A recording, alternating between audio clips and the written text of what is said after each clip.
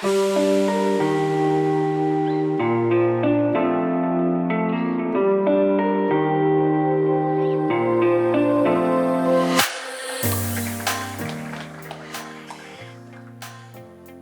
you very much. It's a delight to be here, and thank you for the opportunity from the MPA to address the audience this afternoon. As was said, this is actually my first working day in Singapore, and what better way to spend it than to talk about sanctions? Because sanctions have become a fact of life for, I will guess, most people in this room, certainly for me and the P&I clubs, starting in about 2010, 2012 with Iran, and then moving on through Venezuela, North Korea, Syria, and of course now the big one in terms of Russia.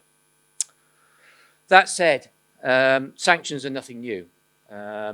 They've been used in the past. You may remember there was a kind of blanket sanctions against Iraq in the time of Saddam Hussein, but they were recognized as being an extremely blunt instrument. They were targeting a whole population and really bringing a lot of hardship to that population. And so in the late 1990s, the Bill Clinton government began to use what we know today and what they call these smart sanctions, which are targeting individuals and companies and specific entities rather than the entire population of a country.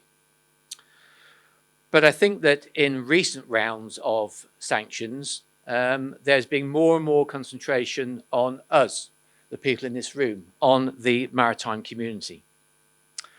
Why is that? Well, my own personal view here is that I think that governments have come to realize that we as a bunch of people are a fairly conservative and risk-averse bunch of people. Certainly, my job, my company's job is managing risk, so we tend to be risk-adverse. They've come to realize that the key to curtailing states and to getting them to bend to their political will is by curtailing trade, and that means impacting shipping. And they've come to realize that ships only operate with pieces of paper and they're often provided by insurers. So if they can target the ships, they can then target the insurers. That will help them bring about their political aims. So we've seen this concentration on us. We've seen that the sanctions that come out often contain grey areas to create uncertainty. And that seems to be a deliberate ploy. Our US attorneys went to an OFAC seminar when the Iranian sanctions first started, and OFAC explained a particular provision, and our attorney said, well, that's not very clear from the wording, and OFAC said, we know, and we like it to be that way, because if it's uncertain, we think that you will decide not to do it, and that's what we want. So they create uncertainty. But it seems to be a means of bringing about change, and it's certainly politically the current tool of choice. So the bad news is that we ain't going to see an end to them anytime soon, unfortunately. So we've got to get used to them. Now, we talked to some ship owners in other parts of Asia in particular, and they say, well, these things are a Western creation, which they largely are. They don't really apply to me. They're for ExxonMobil and BP. I'm just a small shipping company. No one's really watching, are they? Well, actually, they are. The UN, the intelligence agencies, other governments, NGOs. There's a particular NGO called United Against the Nuclear Iran, UANI, who are a particular thorn in the side of ship owners and clubs. And they're using various means to watch ships. Certainly AIS, certainly satellite, and maybe all these other things that I've listed there, who knows? But they certainly are watching. And we've been notified of activity. I've sat in meetings with MI6, the Secret Intelligence Service in London, and they've told us about particular concerns they've got. They see us as a pressure point. But good news is we have an answer, don't we? AIS. AIS is the answer. So the Americans will have you believe it isn't, but the Americans are absolutely sworn by AIS. They say if a ship goes dark, she's definitely doing something wrong. But we say, and they push us, they say you should therefore have terms within your insurance contract that says as soon as the ship goes dark, cover is cancelled because they must be doing something wrong. Well, it's not as easy as that. We all know that AIS is not a perfect system. It's a collision avoidance system. It's not a policing system. It's just been kidnapped for that. It malfunctions. It goes out of range. If there are lots of ships in an area, they might not get the signal through. What does that mean for us? Well, if a ship can't get its signal through, so it's gone dark for, say, 6 or 12 hours, do we then pull cover? The ship then has a collision. Is the ship on cover or is she not? It creates a huge grey area. So it's not a perfect tool by any means. But there's now lots of tracking platforms available, Winwood, and I could name a dozen others that are out there buying this data and providing you with AIS tracking information. And whether we like it or not, AIS is now an absolutely central component of the compliance model, particularly in the eyes of the regulators. And we've been forced to adopt it. We have pushed and pushed and said we are not the policemen of the seas. We should not be needing to do this, but we have had to acquiesce under pressure from particularly the US. So we now track, and all clubs track their vessels, particularly in high-risk areas that are exposed to sanctions. And others are doing the same. Like it or not, you are being watched. Now, what happens then if maybe you are involved somehow in sanctions? It might be inadvertent, it might be a mistake. Maybe a charterer, 3 charterers down the chain has lifted a sanctioned cargo. In its worst case, what might it mean? The US say we can deny your senior officers travel to the US. We can freeze any assets you've got in the US, any cash. If you happen to be in the US, corporate and individual fines. But the really big two are the two there in bold. The US has the ability, if it deems that you have breached its sanctions, and remember they have these things in a number of areas called secondary sanctions, which says although you're not a US person, I still want you to abide by my sanctions, and if you breach them, I will punish you. And one of the punishments is that they would freeze you out of the US banking system. Probably a business fatal event for a ship owner and certainly for a P&I club. And then the big one, of course, is designation. You can be designated. You become an SDN. Now, they have started designating individual ships, and there is an ability to apply to have that designation dropped. But certainly if your company is designated, again, that is certainly going to be a business fatal event. And in the EU, there's a potential for criminal penalties. And so far as your insurance cover is concerned, if you are in breach of sanctions, then you're going to lose insurance cover maybe for the voyage, if it's inadvertent, or if you are deliberately involved in something, you're going to have your cover cancelled completely. But hey, we're all working this together, aren't we, with the governments and with the regulators? Well, it doesn't seem that way to us.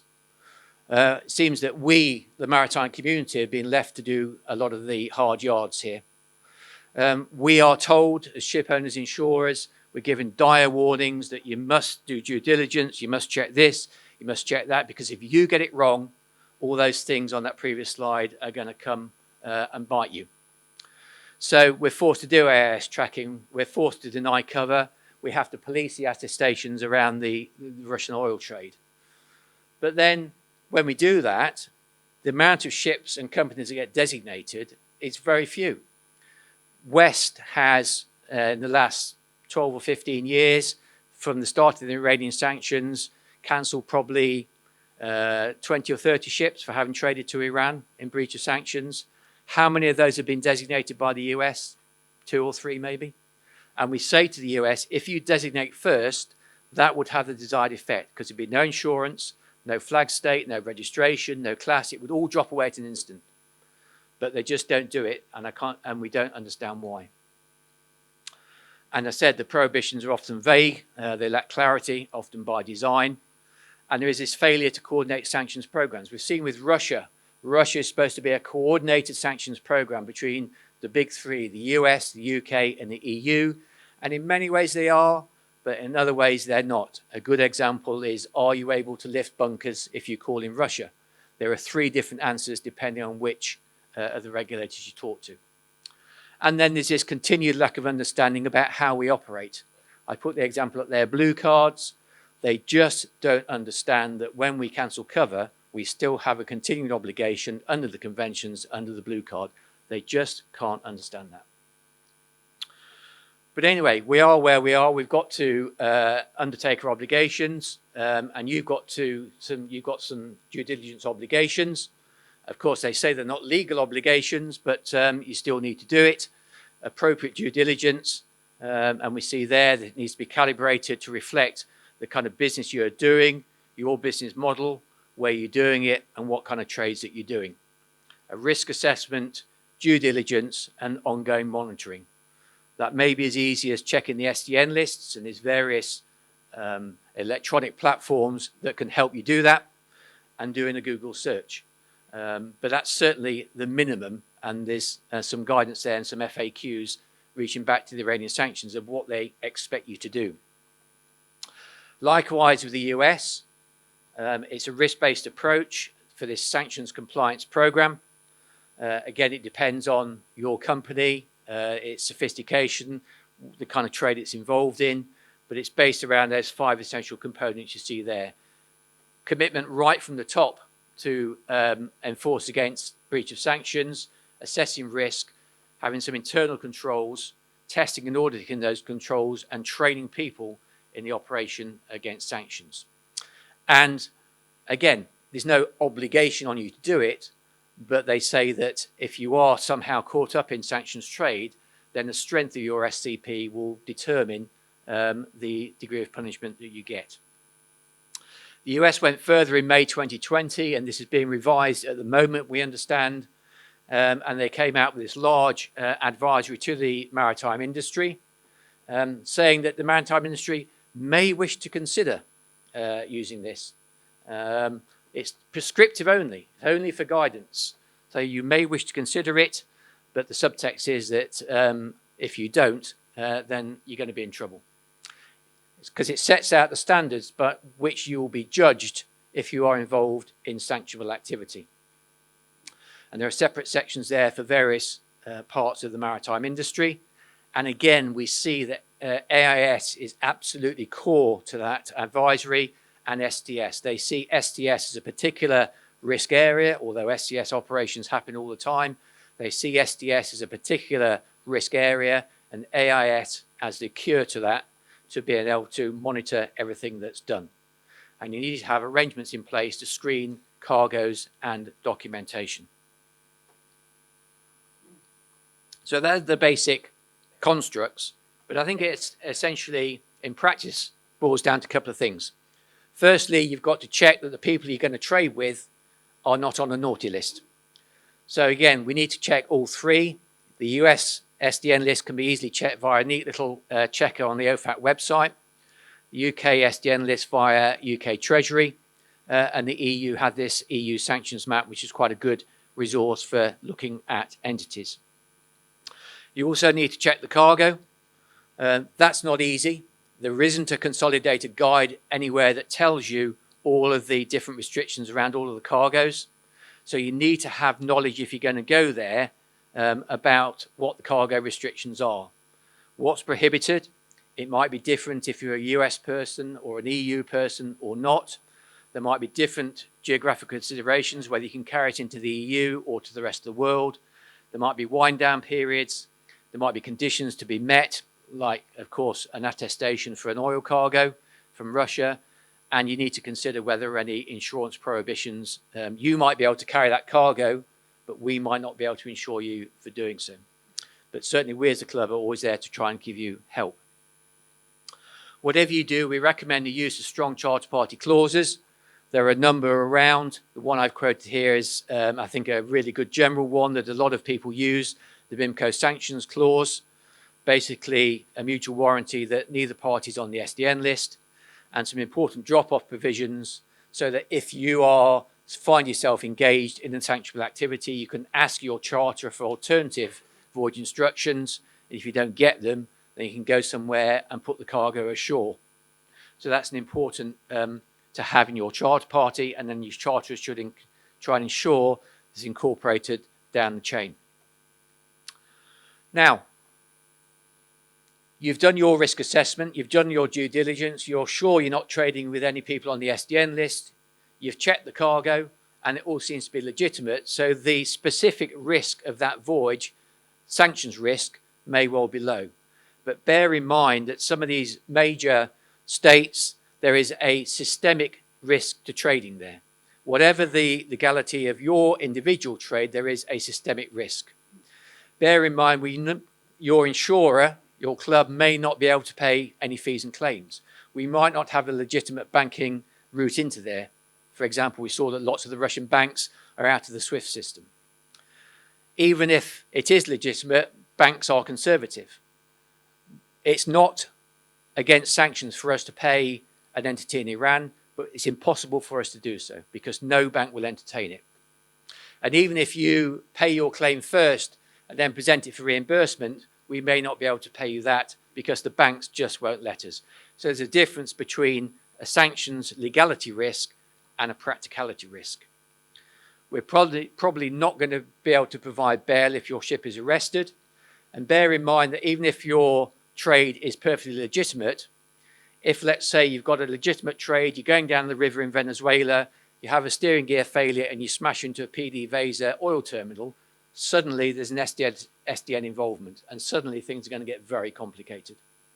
We're going to have to apply for a license and that may or may not be granted. And bear in mind that sanctions are extremely fluid and subject to change at short notice. Also that these days trading to Russia requires that you report to us.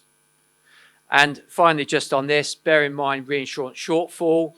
Time is short, so I'll just keep this very short. This is a kind of the classic model of P&I insurance for the IG.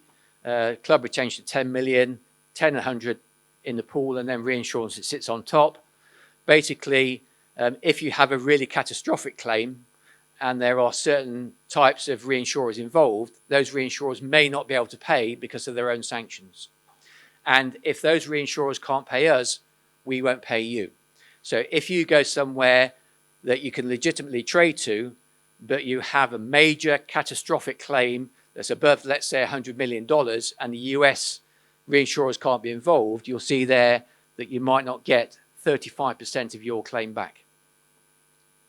So to conclude then, navigating sanctions, know the sanctions landscape and know the impact on you. It might be direct sanctions, it might be secondary sanctions, it might be sanctions on people like us, your service providers, it might be sanctions directly on your staff. Be aware how those sanctions differ. Be aware that there might be more localized prohibitions as well as the big three. And key is do your due diligence. Check the parties. Remember this thing called a waterfall effect in the US? That says that even if a party is not an SDN, but it's more than 50% owned by an SDN, it must be treated as an SDN, so you shouldn't trade with them. So bear that in mind. Check the cargoes. I put up there the reference to the EU regulation over Russia. The annexes to that with the sanctioned cargoes are pages and pages and pages long. And take account of those systemic risks that I outlined. Ask yourself, this is a legitimate trade, but what if something happens? What if something goes wrong? What am I going to do? How is my club going to be able to support me?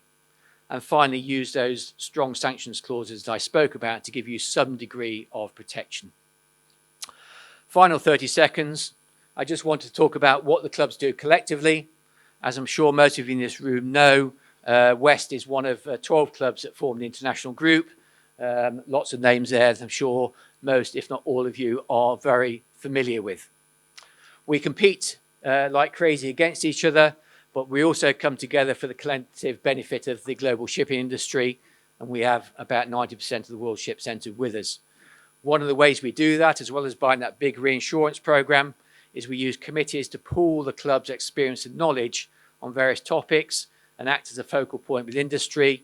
One of those is a sanctions committee I sit on for West, and we actively engage as an industry on your behalf with the likes of OFAC and the others to try and just educate them on shipping and on insurance and what the practical effects of these sanctions that they hand down, exactly what the effects of those sanctions are.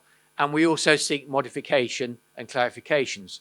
Good example of that literally just come out. The 11th package of EU sanctions talked about having to give 48 hours notice before you do an SDS in the EEZ of an EU country. Is that oil or is that any cargo? It was completely unclear.